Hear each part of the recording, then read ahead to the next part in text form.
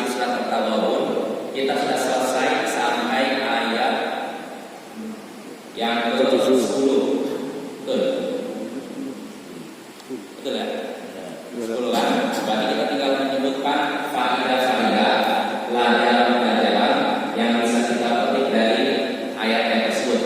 Jadi kita sudah bahas dari ayat 7 sampai ayat 10. Nah, sekarang kita mengkaji atau kita mencari faidah-faidah yang bisa kita dapatkan, kita petik dari ayat tersebut.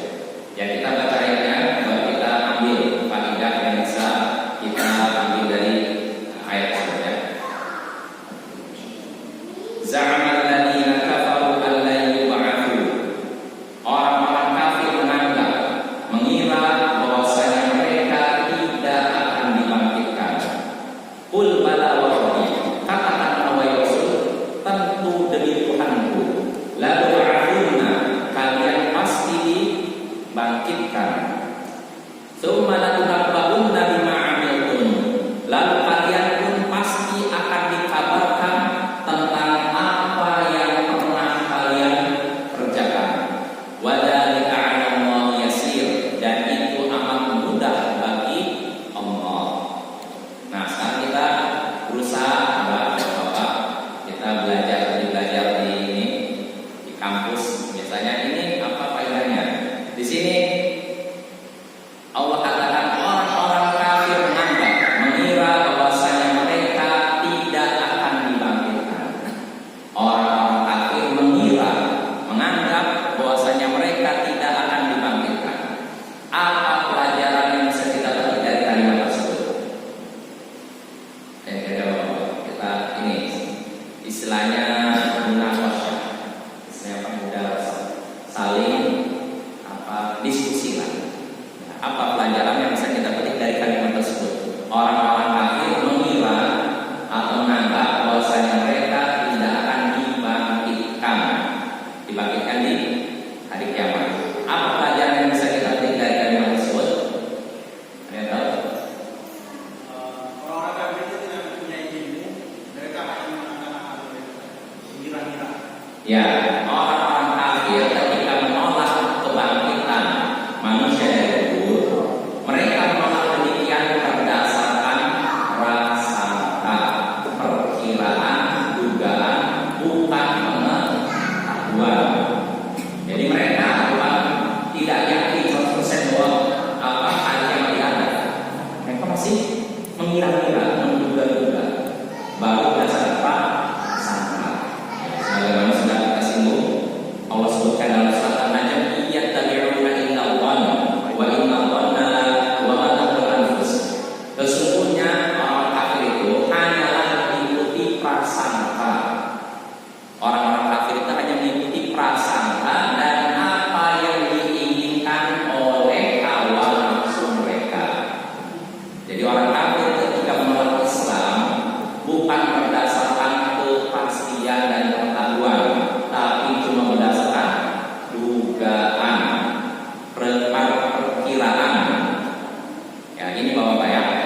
Lalu apa lagi? Faedah berikutnya, orang-orang kafir menganggap bahwasanya mereka tidak akan dibangkitkan. Ya, Adanya hari kebangkitan. adanya hari kebangkitan. Itu faedah kedua. Faedah ketiga dari kalimat tersebut, orang-orang kafir mengira bahwa mereka tidak akan dibangkitkan. Menolak kebenaran. Benar. Maksudnya? Mengingkari kebenaran. Mengingkari kebenaran. Mengingkari Orang kafir mengingkari kebenaran. mengingkari hari kebangkitan. Mengingkari kebangkitan. Ya, ya. Itu saja. Nah, ini ya mungkin saya sempurnakannya. Mengingkari hari kebangkitan adalah kekafiran. Siapa yang mengingkari hari kebangkitan, maka dia kafir. Ini dan orang-orang kafir mengira bahwa mereka tidak akan dibangkitkan. Ini menunjukkan bahwa siapa yang mengingkari hari kebangkitan berarti dia kafir. Ya, pasti kafir walaupun dia mengaku muslim atau namanya kakek muslim, bapaknya namanya Abdullah, kakeknya Abdurrahman, nama-nama Islam kan. Tapi kalau dia dia kafir. Dan sepakat para ulama ada beda pendapat. Ya, makanya ini Bapak penting karena orang-orang komunis mereka tidak meyakini adanya kebangkitan. Berarti Muslim kagak?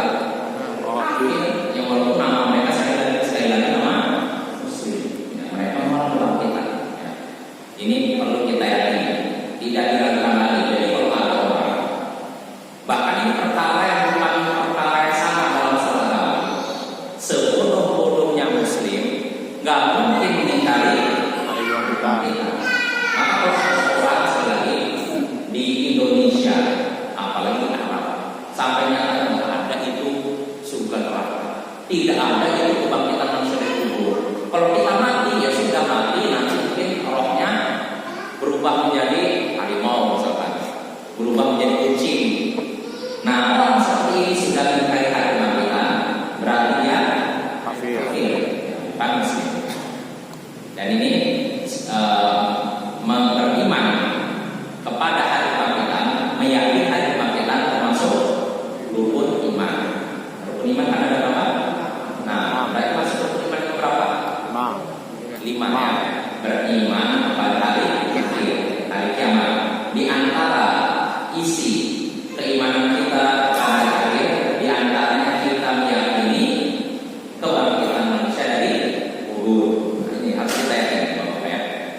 Lalu berikutnya Allah katakan, saya ulangi lagi, orang-orang kafir mengira, menganggap bahwasanya mereka tidak akan dibangkitkan. Katakanlah wahai Rasul, tentu demi Tuhanku kalian pasti dibangkitkan. Tentu demi Tuhanku kalian pasti dibangkitkan. Apa faedah yang bisa kita petik dari kalimat ini? Boleh bersumpah. Bolehnya bersumpah untuk menguatkan kebenaran. Baik orang yang mendengar ini menolak pernyataan kita maupun percaya. Kalau di sini tentu saja ditujukan kepada orang kafir. Nabi disuruh membantah orang kafir yang menyatakan hari kebangkitan tidak ada. Maka Nabi disuruh demi Tuhan. Namanya apa ini? Sumpah demi Allah, kalian pasti dibangkitkan. Nah ini diperbolehkan Bapak ya. Boleh kita bersumpah untuk menguatkan perkataan kita. Kalian pasti dibangkitkan, lalu kalian akan diberitahukan tentang apa yang kalian kerjakan. Wa dzalika 'ala Allah yasir, dan yang demikian itu mudah bagi Allah. Apa yang mudah bagi Allah? Membangkitkan manusia dari kubur. Maka faedah yang bisa kita petik dari kalimat ini apa? Kebangkitan, membangkitkan manusia dari kubur adalah perkara yang mudah bagi Allah, bukan perkara sulit. Bahkan lebih mudah daripada menciptakan manusia dari yang tidak ada.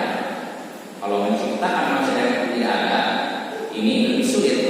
Bukan bisa lagi membangkitkan manusia yang sudah mati ini lebih mudah daripada menciptakan sesuatu yang sebelumnya tidak ada. Lalu berikutnya, fa'aminu billahi wa rasulihi wan nuril ladzi anzalna. Berimanlah kepada Allah dan Rasulnya dan cahaya yang kami turunkan. Setelah Allah menyuruh nabinya membantah mereka, membantah dusta mereka pada hari kiamat, Nabi disuruh berkata kepada mereka, kalian pasti dibangkitkan. Lalu kalian diberitahukan tentang apa yang kalian kerjakan, dan itu mudah bagi Allah, maka berimanlah kepada Allah. Apa faedah yang bisa kita petik dari kalimat ini? Setelah sebelumnya Allah yang Beriman. wajibnya Beriman. beriman kepada Allah. Yang bisa ada lagi?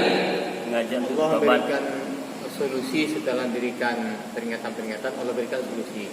Ya, artinya di sini Allah memiliki sifat sayang. Ketika Allah mengancam orang yang mendustakan hari kiamat, orang yang mendustakan hari kiamat dosa besar. Salah kafiran.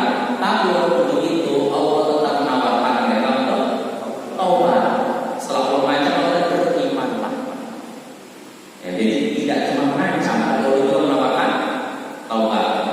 Ini menunjukkan Allah adalah Tuhan yang maha ngasih lagi maha penyayang.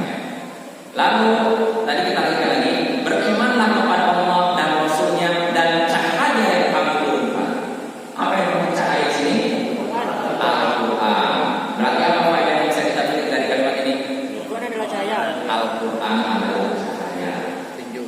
petunjuk bagi umat manusia. Maka kalau kita mau cari petunjuk, cari dalam Al-Quran, bukan cari dalam buku novel. Buku apa ya? Ada manfaatnya, cerita-cerita yang nggak jelas. Jadi Itu cari di kuburan. apa? Cari di kuburan. Cari di kuburan. Ya, cari petunjuk bukan di kuburan, cari dalam Al-Quran. Ya.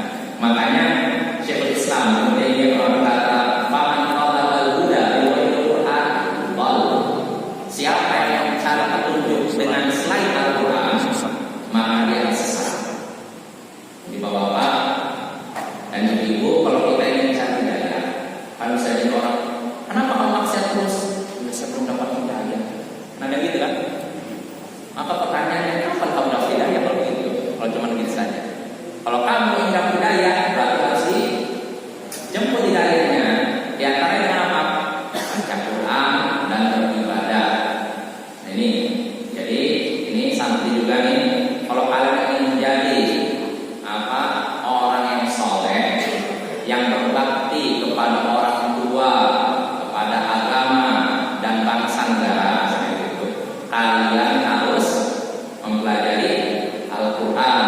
Carilah petunjuk dalam Al-Quran, bukan cari di buku-buku novel, buku-buku cerita fiksi dan semacamnya. Bukan berarti saya haramkan Bapak membaca buku novel, enggak. Buku novel, buku sastra ini ada manfaatnya juga. Ada bahasa. Iya, kita mengambil, kalau kita lihat buku novel cerpen, apa lagi? Fabel atau apa lagi? Fabel dan semacamnya, ini ada manfaatnya dari sisi bahasa. Kalau orang suka sastra, biasanya bahasanya bagus, kata-katanya rapi dan benar. Ya, tapi bukan berarti hidupnya hanya sastra. Hidup dan mati itu sastra. Dari setiap hari sampai mati itu aja. Yang ini seperti ini nggak ada manfaatnya. Tapi kalau sama belajar sastra untuk membantu meluruskan lisannya, ini bagus. Makanya para ulama menganjurkan bagi penuntut ilmu, terutama santri ini, dianjurkan selain belajar ilmu fikih, ilmu akidah, ilmu hadis, usul fiqh dan semacamnya, hendaknya belajar adab. Adab sih maksudnya sastra. Pada masalah ada syair, ada balaghah dan semacamnya. Nah, itu penting untuk meluruskan lisan kita. Jadi artinya kalau orang suka sastra, bahasanya bagus. Ya, Bapak ini sekali lagi saya tidak meremehkan ilmu bahasa atau seperti cerpen dan semacamnya, tapi jangan sampai hidup seorang hanya untuk itu. Jelas Bapak ya? Itu hanya sedang membantu untuk dakwah. Apa itu bagus. Ya, ini faedah tadi ya, beriman kepada Allah dan Rasulnya dan cahaya yang kami turunkan. Itu maksudnya Al-Quran. Wallahu bima ta'maluna khabir, dan Allah Maha teliti atas apa yang kalian lakukan. Yauma yajma'ukum liyaumil jam'. Ingatlah hari tatkala Allah mengumpulkan kalian di hari berhimpun. Ayat ini Kiamat. hari kiamat. Berarti faedah yang bisa kita petik dari kalimat ini, di hari kiamat semua manusia akan dikumpulkan Allah. Dari sejak Nabi Adam sampai orang paling akhir hidup di dunia, semuanya dikumpulkan pada mahsyar dalam keadaan tidak memakai pakaian, telanjang bulat, tidak bersunat dan tidak memakai alas Kaki. semuanya yang di hari kiamat seperti itu. Terus bagaimana nanti? Makanya setelah hari awal Maisa Ibrahim alaihissalam, yang pertama kali diberikan pakaian yaitu Nabi Ibrahim alaihissalam. Kita lanjut. Itu dari yaumut taghabun, itulah hari pengungkapan kesalahan-kesalahan, penampakan kesalahan-kesalahan. Ini sudah kita singgung. Maksudnya di hari kiamat nanti orang-orang kafir akan menyesal, ditampakkan kesalahan mereka, kerugian mereka. Nanti ketika mereka masuk kubur, ditampakkanlah mereka, ini surga. Ini tempat kamu sebenarnya kalau kamu beriman, kalau kamu soleh. Tapi kalau kamu tidak beriman, tidak soleh, ya udah kamu di sini, nanti kamu sepakat tuh pasti. Ini kalau orang yang tidak soleh. Tapi kalau orang yang soleh, ketika dikubur di halaman neraka, ini nasib akhir kamu kalau kamu tidak soleh. Kalau tidak soleh, tapi ternyata dia soleh, maka dia gembira. Ya, apa manfaatnya ditampakkan surga bagi orang kafir dan ditampakkan neraka bagi orang beriman? Apa bedanya? Orang beriman supaya bersyukur. Nah, kalau orang beriman supaya bersyukur. Ketika dikubur kamu ini tempat kamu nih. Kalau kamu tidak beriman dan tidak soleh, nah, ketika lihat itu dia akan, alhamdulillah saya dulu di dunia Selamat. selamat. Ini kalau bagi orang beriman. Ada pun bagi orang kafir, zalim, orang ini munafik, dikubur ditampakkan surga. Ini tempat kamu sebenarnya kalau kamu beriman dan soleh. Nah, apa tujuan ditampakkan itu? Menambah penyesalan. Menambah penyesalan. Nah, pas saya dulu di dunia makin menderita aja. Ya, ini yang tahu ya. Wa may yu'min billahi wa ya'mal shalihan yukaffir 'anhu sayyi'ati wa yudkhilhu jannatin tajri min tahtiha al-anhar khalidina fiha abada. Siapa yang beriman kepada Allah dan mengerjakan amal soleh, maka akan dihapuslah kesalahan-kesalahannya. Apa yang bisa dilakukan dari ayat ini? Siapa yang beriman kepada Allah dan mengerjakan amal soleh, maka akan dihapuslah kesalahan-kesalahannya, dosa-dosa. Apa yang bisa kita petik dari kalimat ini? Yang tahu? Saya ulangi lagi kalimatnya. Siapa yang beriman kepada Allah dan mengerjakan amal soleh, maka Allah akan menghapuskan kesalahannya. Kabar gembira untuk orang beriman. Kabar gembira untuk orang beriman. Apa lagi, Pak Ibrahim? Keutamaan Lakukan amal soleh sama beriman dan melakukan amal soleh. Nah, keutamaan beriman dan amal soleh. Utamanya, menghapuskan kesalahan-kesalahan. ya, pertama disebutkan dosanya dihapuskan. Dan ini sesuai dengan firman Allah Ta'ala dalam satu, innal hasanati yudhibnas sayyi'at. Sesungguhnya perbuatan-perbuatan baik akan menghilangkan keburukan, menghilangkan dosa. Ini bapak-bapak dan ibu, bagi kita yang pernah terjatuh dalam lembah dosa, separah apapun dosa kita, jangan berusaha. Caranya, kalau kita ingin menebus dosa kita, menghilangkan dosa kita yang sudah pernah kita lakukan, di antara caranya selain bertobat, yaitu memperbanyak kebaikan. Sebagaimana pernah datang di zaman Nabi SAW seorang pria, lalu dia mengadu pada Nabi Rasulullah, aku bertemu dengan seorang wanita di sebuah kebun. Lalu aku pun melakukan kepadanya sebagaimana sang suami melakukan sesuatu kepada istrinya, hanya saja aku tidak menyentuhnya. Jadi aku memegangnya macam anak kecil. Lalu aku memeluknya, mendekapnya dan menciumnya. Aku melakukan segala sesuatu, wa fa'altu kulla syai'in. Aku melakukan segala sesuatu yang dilakukan suami terhadap istrinya, hanya saja aku tidak menyetubuhinya. Maknanya jelas ya. Jadi laki-laki ini ketemu sama perempuan di kebun lalu melakukan itu, tapi tidak sampai menyetubuhinya, tidak sampai zina kemaluan. Maka bagaimana wahai Rasulullah? Putuskanlah nasibku ini. Artinya aku diberi hukuman. Maka Rasulullah SAW terdiam. Tidak berapa lama turunlah firman Allah Ta'ala tadi, innal hasanati yudhibnas sayyi'at. Sesungguhnya perbuatan-perbuatan baik akan menghilangkan dosa-dosa. Artinya sudah kamu perbanyak saja Baik. beramal baik, beribadah dan sebagainya. Orang ini bertanya Rasulullah, apakah yang ini berlaku untukku saja? Maka kata Rasulullah, li jami'i ummati kullihim. Ayat ini berlaku untuk umatku seluruhnya.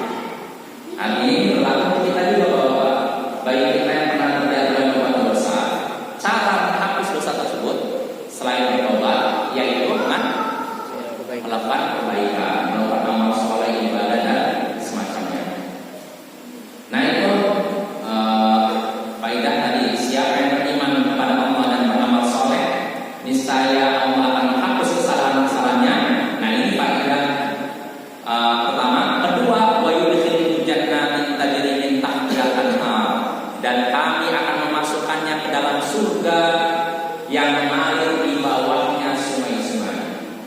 Apa maksud mengalir di bawah sungai? Apakah di bawah tanahnya? Mengalir di bawah sungai. Berarti sungai di bawah tanah. Itu kan sungai dari sumur sih. Hah? Itu bukan sungai. Itu air sumur. Maksudnya mengalir di bawah pohon surga, mengalir di bawah istana-istana surga. Jadi bisa dilihat ini sungainya, dan sungai di surga sekali lagi tanpa cekungan, tanpa parit. Jadi mengalir tanpa ada parit. Jelas, anak-anak santri ya. Jadi kalau namanya di sini sungai kan ada di sungai kan, bandar contohnya kan, air mengalir tidak ada ini kan. Tapi kalau di surga tidak seperti itu. Tapi memang sebut bagaimana tadi betul. Air sungai di surga mengalir tanpa parit. Jadi kayak ngapung gitu. Dan itu bisa dialirkan oleh penghuni surga sesuai kehendak mereka. Mau saya akan alirkan ke sana atau ke sana atau ke sana, bebas. Dan tidak usah khawatir kalau berenang di sungai surga tenggelam. Kalau di dunia orang kalau berenang masuk sungai udah apa? Kayak waktu. Berenang kalau di surga nggak usah khawatir. Tidak akan tenggelam, tidak akan sesat. Pokoknya senang saja. Nah itu faedah dari tadi ya, faedah dari beriman dan beramal soleh. Selain dihapuskan dosa-dosanya, dimasukkan juga dalam surga yang mengalir di bawahnya sungai-sungai khalidina fiha. Mereka kekal di dalamnya selama-lamanya. Apa faedah yang bisa kita petik dari kalimat ini? Orang masuk surga kekal. Orang yang masuk surga kekal di surga. Itu saja. Ya, orang yang masuk surga tidak boleh keluar lagi.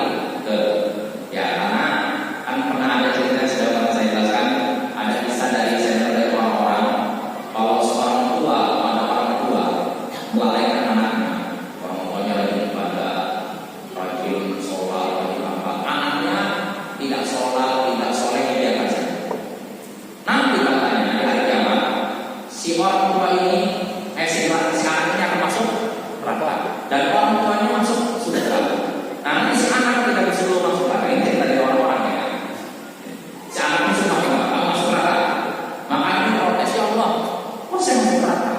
Saya bisa gini gara-gara Ayah saya. ayah saya ini ganggu saya. Dia sibuk sendiri sholat, saya nggak pernah disuruh sholat.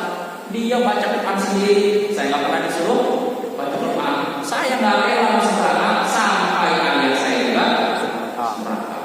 Akhirnya si ayahnya sudah masuk, di stop oleh mereka. Cinta dulu. Kenapa? Kamu melalaikan anak kamu, makanya kamu gak masuk. Nah, pernah dengar cerita ini? Nah, cerita ini nggak jelas asal usulnya. Itu bohong ya. Kalau orang sudah masuk surga, tidak mungkin keluar dari neraka. Kalau orang masuk neraka, mungkin keluar dari neraka. Kalau masuk surga. Tapi kalau sudah masuk surga, tidak mungkin lagi keluar dari surga. Jelas? Yaitu cerita tadi nggak jelas asal usulnya. Saya dengar tadi tak sama siapa. Kaum muslimin muslimat. Tidak dimaksud ya. Iya. Itu bisa kalau kafir juga. Apa tuh? Kalau misalnya sempat melontarkan kata-kata seperti itu, menganggap Allah itu nggak teliti, karena itu Malaikat nggak teliti. Iya. kafir juga. Oke, kalau dia sengaja membuat itu bisa merancang, tapi bisa jadi orang karena tidak salahnya, atau dia tujuannya baik tapi caranya salah. Kan? Dia ingin menyadarkan orang dengan cara begitu, membuat cerita dusta. Nah yang seperti ini diterima tidak? Tidak. Enggak. Walaupun niatnya baik tapi caranya salah, tertolak. Kalau memang ada orang buat hadis palsu niatnya baik. Ada. Banyak. Ya. Jadi zaman dahulu ada orang membuat hadis palsu ratusan hadis. Ketika ditanya, kenapa kamu baca palsu? Saya ini berdusta untuk membantu. Jadi apa? Membela untuk bukan berdusta atas nama Rasulullah, tapi berdusta untuk Rasulullah. Apa maksudnya? Saya ini bukan berdusta atas nama Rasulullah, tapi berdusta untuk Rasulullah. Maksudnya apa? Kalau berdusta atas nama Rasulullah artinya menjelekkan Rasulullah. Tapi kalau ini saya berdusta untuk menolong Rasulullah, menolong umatnya, supaya umatnya sadar saya ini hadis palsu. Ini hadis siapa yang tidak sholat satu kali saja maka akan disiksa selama 10.000 tahun di neraka. Itu kan cerita-cerita hadis palsu. Nah, yang seperti ini ada Bapak? Banyak, tapi yang seperti ini bisa diketahui palsu. Karena Allah sudah menyediakan para ahli hadis yang membongkar, membedakan mana hadis yang benar dan mana hadis yang salah, mana hadis yang sahih, mana hadis yang palsu, dan mana hadis yang lemah. Sudah dibongkar, sudah diteliti. Maka kita tidak usah khawatir ya. Ini sudah janji Allah. Nah itu ya. Lalu apa lagi tadi? Faedah lain. Allah akan memasukkan orang yang beriman dan orang beramal soleh ke dalam surga yang mengalir di bawahnya sungai-sungai, mereka kekal di dalamnya selama-lamanya. Apa faedah lain yang saya katakan dari kandang ini? Selain tadi katanya orang yang masuk surga tidak akan kekal lagi. Apa lagi? Ya, ada tahu? Apa aja sih? Penduduk surga kekal. Hah? Penduduk surga kekal semua. Sudah kekal. Sudah kan ya? Sudah. Sudah. Apa lagi? Ini Bapak, kira-kira kita apa? Surga itu tidak Mana? Nah, apa? Surga itu tidak apa? Musnah. Yang satu musnah. Sama seperti neraka juga tidak fana. Ya artinya neraka tidak, misalkan ada orang celaka disiksa sampai masa waktu tertentu lalu selesai setelah itu hancur. Gak ada seperti itu. Ada terpenting dari beberapa ulama pendapat ini, namun ini pendapat yang batil. Ya, yang benar surga dan neraka tidak fana, kekal abadi. Ya. Jelas kalau dzalika fawzul 'adzim, inilah keberuntungan yang besar. Masuk surga merupakan keberuntungan yang besar. Betul? Iya. Lalu berikutnya, walladzina kafaru wa kadzdzabu bi ayatina ulaika ashabun nar khalidina fiha. Dan orang-orang yang kafir dan mendustakan ayat-ayat kami, mereka itulah penghuni neraka kekal selama-lamanya. Apa faedah yang saya dapatkan dari kalimat ini? Kafir kekal. Orang kafir kekal di neraka. Ini penting ya. Jadi tidak ada orang kafir yang tinggal sementara di neraka. Ada seorang muslim, orang yang masih mengesahkan Allah, walaupun dia melakukan dosa separah apapun selain syirik, dia disiksa neraka, tapi suatu saat mendapatkan syafaat dari para nabi, mendapatkan syafaat dari orang soleh, syafaat dari malaikat dan semacamnya. Nah ini orang beriman.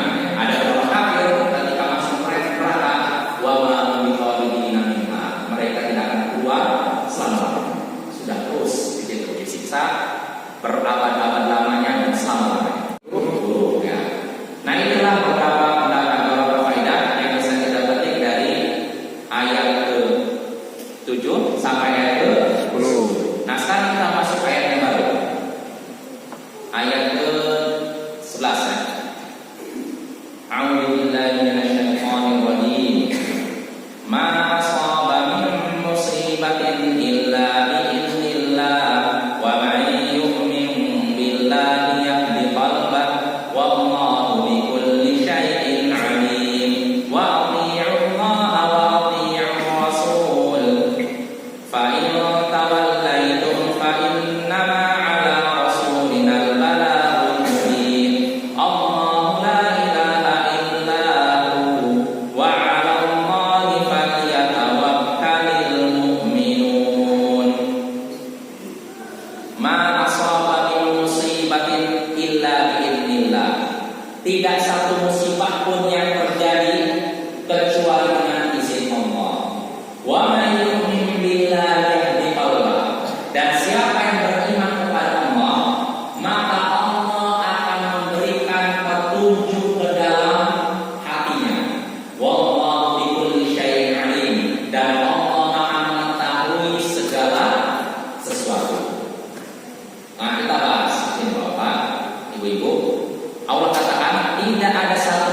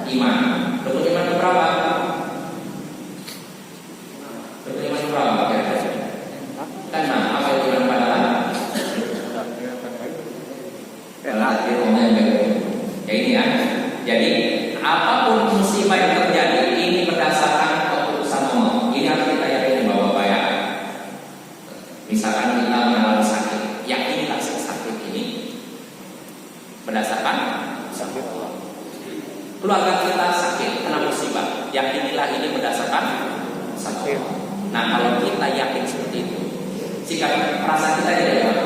Tenang. Tenang. Makanya orang yang beriman kepada takdir ini adalah orang yang tenang. Ya, tapi kalau orang tidak beriman pada takdir, seperti sebagian orang kafir tidak beriman pada takdir, hidupnya akan gelisah. Karena mereka lebih condong mengandalkan Akal.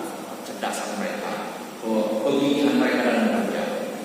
Jadi mereka ini merasa bahwasanya seorang itu pasti sukses karena kerja kerasnya.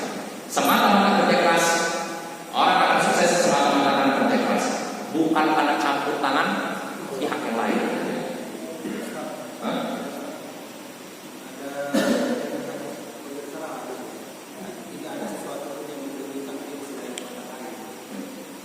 Seandainya ada perkara yang mendahului takdir, misalnya itu ain. Berarti bukan berarti yang mendahului takdir. Kalau ada yang mendahului takdir, maka itu ain. Artinya apa? Ain itu bukan terjadi. Ain itu kalau Bapak pandangan saya, seorang dipandang oleh saya sama seorang pandangan asal, maka orang yang tidak ini bisa sakit, bahkan bisa mati. Bahkan secara hadis kalau ada seorang di atas bukit lalu dipandang ada air, dia bisa jatuh ke bawah bersama. Ini benar adanya. Al-ain hakun kata Nabi. Sudra Sayyid Bukhari, ain itu, pandangan mata itu benar-benar ada. Seandainya ada sesuatu yang berbeda takdir, saya itu ain kata Nabi. Ya, seandainya ada. Artinya ain yang berbeda takdir. Kalau ada yang berbeda takdir, saya itu ain. Jadi nggak ada yang berbeda takdir. Kita Allah takdirkan. Semua perbuatan kita pun sudah Allah takdirkan. Ini jaminan Muslim. Tapi walaupun Allah mentakdirkan semua perbuatan kita, bukan berarti kita tidak punya usaha. Allah memang menciptakan semua perbuatan kita. Wallahu khalaqakum wa ma ta'malun. Allah lah yang menciptakan kalian dan apa yang kalian kerjakan. Artinya perbuatan kita pun sudah Allah ciptakan, Allah takdirkan. Tapi walaupun begitu Allah memberikan pilihan kepada kita. Tinggal kita pilih. Kita mau baik atau mau buruk, mau surga atau mau neraka. Maka nggak boleh seorang bermaksiat dengan alasan sudah takdir Allah lagi. Kenapa kamu zina terus? Ya gimana juga takdir Allah? Ya, ada sebenarnya itu. Harusnya kalau berbuat ini apa? Berbuat melakukan amal soleh itu kamu ini rajin ya. Oh iya itu takdir Allah. Tapi kalau maksiat jangan beralasan takdir Allah.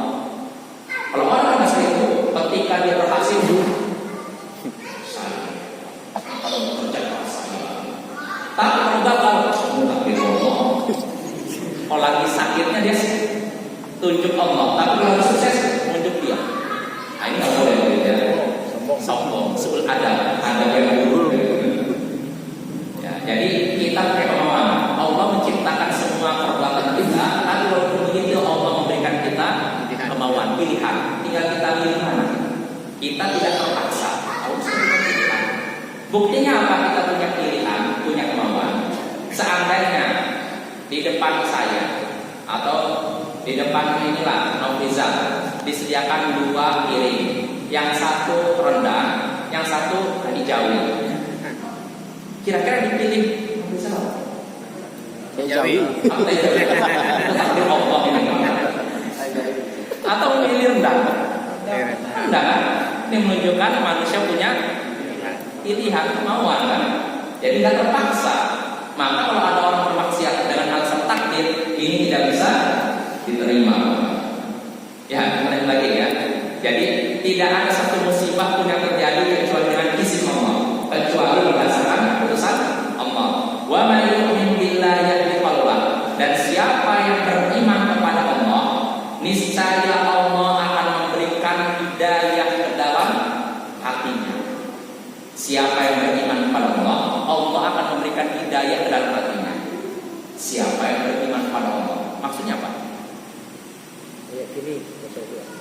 Yakini apa?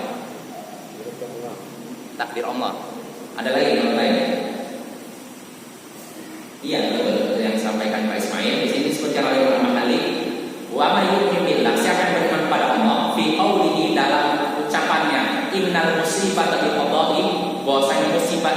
berdasarkan keputusan Allah. Artinya saya yakin ini musibah ini berdasarkan keputusan Allah. Maka apa manfaatnya? Ya di qalbah. Allah akan memberikan hidayah di dalam hatinya. Makanya kata Imam Al-Qamah ketika beliau menafsirkan ayat ini, apa maksud siapa yang beriman kepada Allah? Lalu maka Allah akan memberikan hidayah ke dalam hati. Apa maksudnya? Kata beliau, huwa rajulun tusibul musibah. Dia maksudnya yaitu ada seseorang yang mendapatkan musibah. Faya'lamu annaha min 'indillah. Lalu dia pun sadar bahwa musibah itu dari sisi Allah. Berdasarkan keputusan Allah, fayarda wa yusallim. Lantas dia pun akhirnya ridha dan menerima. Ini maksudnya. Jadi maksud beriman kepada Allah artinya sadar bahwa musibah yang dia rasakan berdasarkan tentang Allah. Balasannya apa? Allah akan memberikan hidayah dalam hatinya. Hidayah itu apa? Lisabri 'alaiha, untuk bersabar menghadapi musibah. Sekali lagi Bapak-bapak, ini tips untuk bahagia dalam menghadapi kesulitan. Tips bahagia dalam menghadapi masalah, yaitu tipsnya mudah. Yakinilah musibah yang kita hadapi Dari Allah. dari Allah. Kalau kita yakin itu, kita pun bisa sabar. Tapi kalau tidak yakin itu, kita tidak akan sabar. Ini Bapak-bapak, ini nasihat penting bagi diri saya pribadi dan Bapak-bapak serta ibu sekalian. Kalau kita menghadapi masalah lalu kita gelisah, maka perbaikilah iman kita. Berarti iman kita kepada takdir lemah. Misalnya Ustaz masih ada rasa menyesalnya kayak gitu Ustaz. Iya. Misalnya kayak gitu kan, kita misalnya seorang tertimpa musibah, lalu dia tahu dari Allah tuh. Kemudian dia masih ada rasa kayak itu. Oh, Iya, salah. Ya berarti keimanan-imannya pada takdir lemah. Jadi ada yang kalau sudah terjadi dia akan terjadi. Makanya Nabi SAW pernah bersabda dalam Sahih Muslim, ya sahabat Abu Hurairah, ihris ala ma yanfa'uk. Semangatlah dalam menggapai apa yang bermanfaat bagi dirimu. Semangat. Kita disuruh semangat mencari perkara yang bermanfaat untuk diri kita, baik perkara dunia maupun akhirat. Semangat kerja, semangat dalam mencari nafkah, semangat dalam ibadah. Wasta'in billah, dan mohonlah pertolongan pada Allah. Wala ta'jiz, dan jangan merasa lemah. Jadi setelah kita semangat bekerja dengan sungguh-sungguh, berusaha dengan sungguh-sungguh, jangan lupa minta tolong pada Allah dan jangan lemah. Karena apa? Yang namanya hidup di dunia pasti akan menghadapi kesulitan. Jangan lemah. Ya, dan kalau benar-benar engkau mengalami musibah, kalau engkau benar-benar mengalami musibah, pada takut, maka jangan ucapkan lawan itu kata coba kalau dulu saya begini, tentu tidak akan terjadi begini. Coba kalau saya dulu begitu, tentu tidak akan terjadi seperti ini. Maksudnya apa? menyesal. Menyesal. Sebelum bapak itu begini apa? Kenapa bisa? Jangan seperti itu. Ya, jangan ucapkan seandainya saya dulu begini, tentu tidak akan terjadi. Menyesali takdir. Terus apa yang seharusnya? Nabi katakan pun pada pun akan katakan pada Allah wa masya fa'al.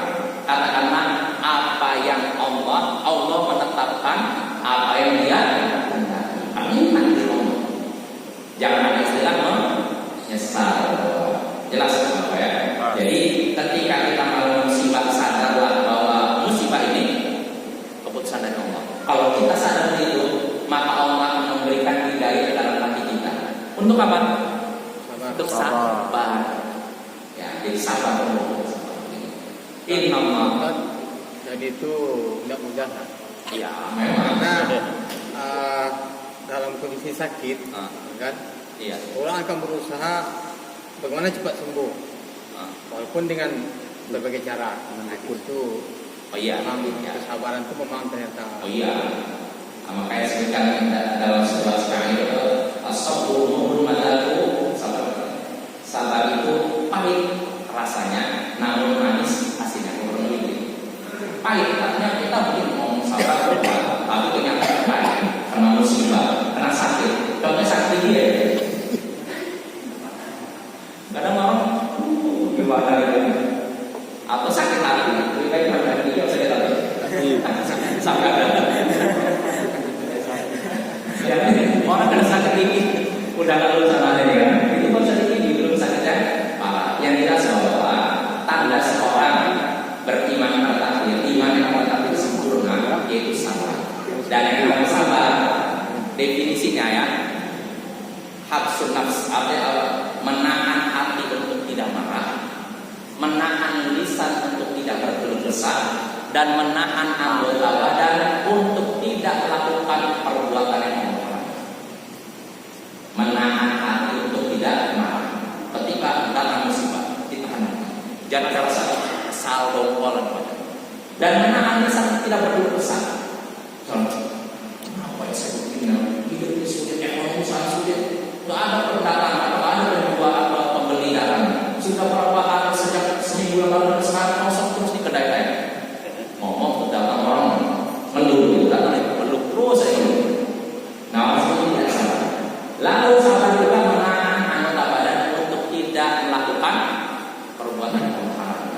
Karena ada orang yang ketika tertimpa musibah, pukul ini, pukul itu, ada yang sampai menjamah rambutnya, merobek. Nabi pernah berkata, "Laisa minna man darabal qubur wa syaqal juyub wa da'a wal jahiliyah." Bukan termasuk golongan kami orang yang memukul-mukul pipi, merobek pakaian, merobek kantong, dan berteriak teriakan jahiliyah.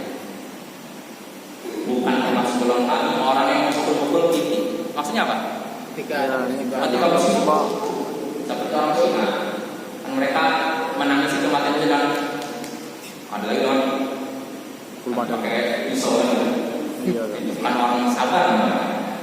Bukan termasuk golongan kami orang yang memukul pipi dan merobek ini dan berteriak-teriakan jahiliyah. Tidak. Nah, ini kalau ya, itu pertengahan sabar itu tadi pertengahan ini dan makanya disebutkan dalam hadis, "Man batta al yasir." Siapa yang masih berkeluh kesah berarti dia punya anak sama. Itu bapak sulit bapak ya. Tapi kalau kita berjuang karena Allah, bantu ya. Ya. Kalau seandainya kita terseburi misalnya, Ya. terus kita spontan bilang aduh atau Nggak apa-apa. Kalau spontan nggak masalah. Artinya begini bapak, kalau seorang itu mengeluhkan nasib dirinya kepada Allah, boleh. Ya Allah, saya ini hidup susah ya Allah. Saya sejak seminggu lalu nggak ada pembeli yang datang kedai saya Allah. Nggak apa-apa, ini boleh. Tapi kalau mengadu kepada manusia, nah ini yang disebut berkeluh kesah. Apa boleh ya seorang? Jadi sembunyikanlah musibah kita. Ustaz, kalau curhat itu termasuk berkeluh kesah. Curhat kalau memang maksudnya untuk mencari jalan masalah. Saya menghadapi masalah, saya ingin cari jalan keluar, cuman saya bingung, maka cerita kepada orang. Tapi tentu saja curhat untuk mencari jalan keluar nggak pada setiap orang kan? Ya, tertentu. Punya masalah. Kita tanya, saya punya masalah nih. Datang orang satu kampung dia tahu ada masalah. Bukan mencari jalan keluar dari masalah, malah cari tambahan masalah. Apa yang diperlukan? Ya, gitu ya. Jadi kalau kita ingin hati kita tenang ketika menghadapi musibah, maka yakinilah musibah tersebut dari Allah.